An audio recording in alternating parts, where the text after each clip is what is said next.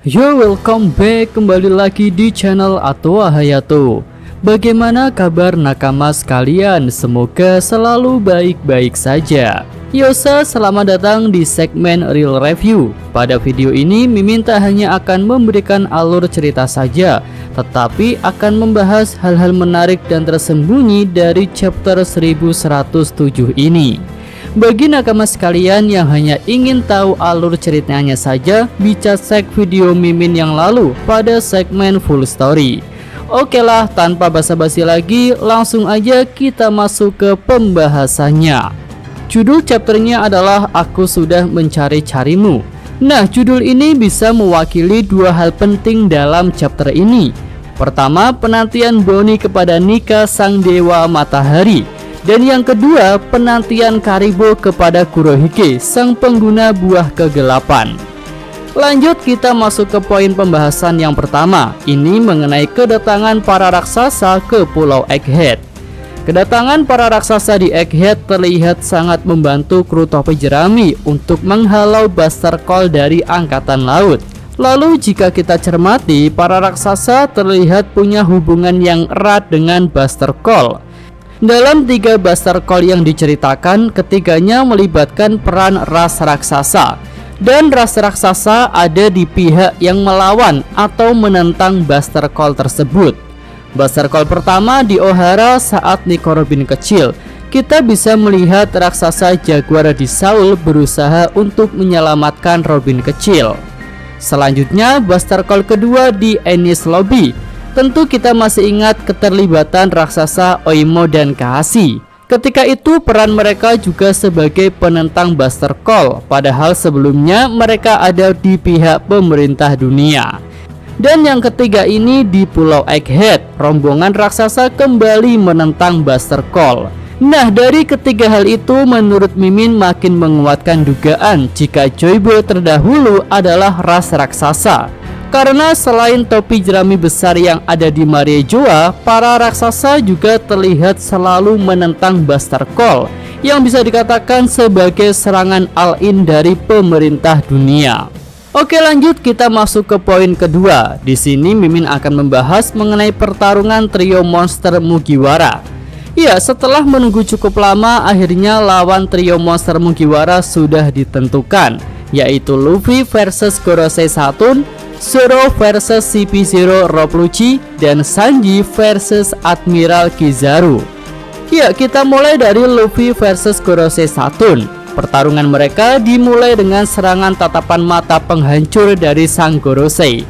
Serangan itu tepat mengenai kepala Luffy, namun tentu saja Luffy tidak apa-apa. Dia langsung bisa melancarkan serangan balasan yang lebih kuat yang bernama Gomu Gomu no Bombing Down Cutling. Lalu dengan satu pukulan pamungkas, Luffy menghempaskan tubuh Saturn hingga menabrak beberapa bangunan. Nah, pada awal pertarungan ini Luffy terlihat unggul karena serangan tatapan mata Saturn jelas tidak berguna kepada Luffy. Namun serangan-serangan Luffy juga tidak akan berpengaruh pada Saturn jika Gorosei itu terus memulihkan dirinya. Lanjut kita menuju pertarungan Zoro versus Lucci yang sebenarnya sudah berlangsung lebih dulu. Sebelumnya beberapa fans menduga jika pertarungan Zoro Lucci itu sudah berakhir karena Jinbe mendapatkan tugas dari Nami untuk menjemput Zoro agar tidak tersesat. Tapi ternyata pertarungan itu belum selesai. Dan bahkan bisa dikatakan Rob Lucci sedikit lebih unggul karena tujuannya untuk mengulur waktu terlihat berhasil. Ya, di sini Lucci bahkan sempat mengejek Zoro dan mengatai Zoro sebagai beban krunya. Karena kru topi jerami tentu tak bisa pergi dari Egghead selama Zoro masih bertarung dengan Lucci.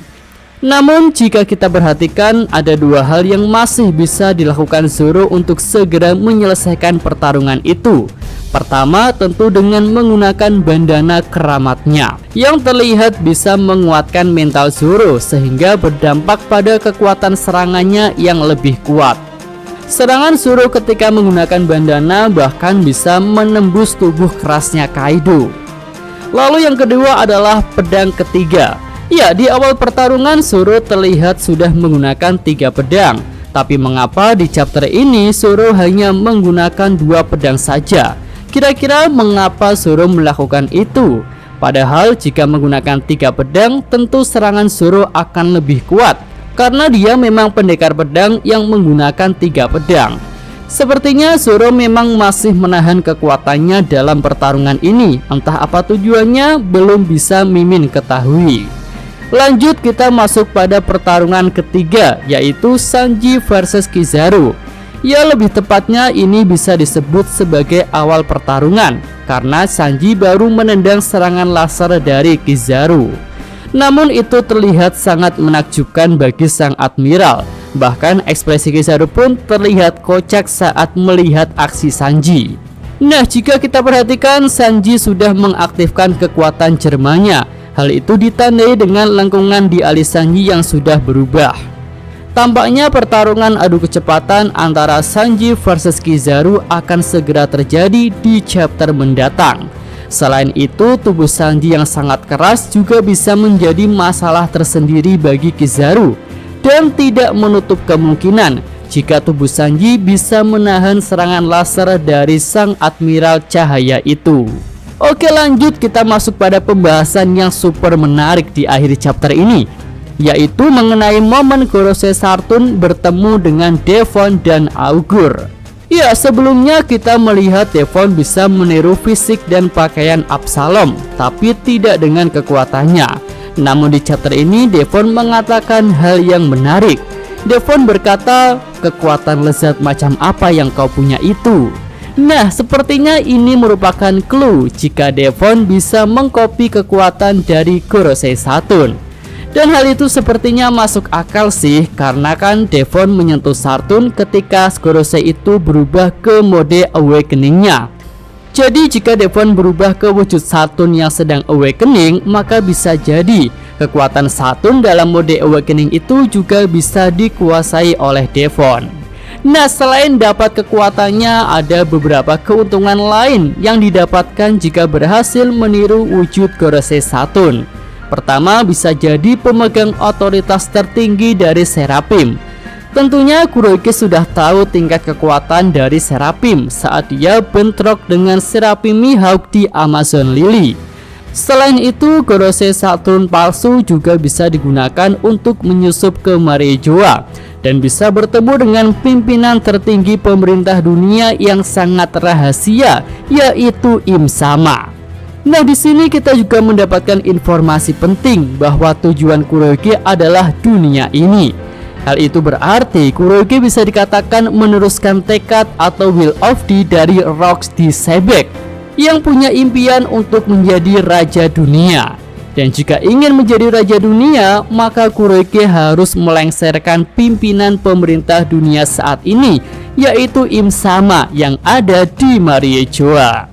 Oke, itu aja pembahasan untuk segmen Real Review chapter ini. Jika ada tambahan, saran atau komentar, bisa Nakama sampaikan di kolom komentar.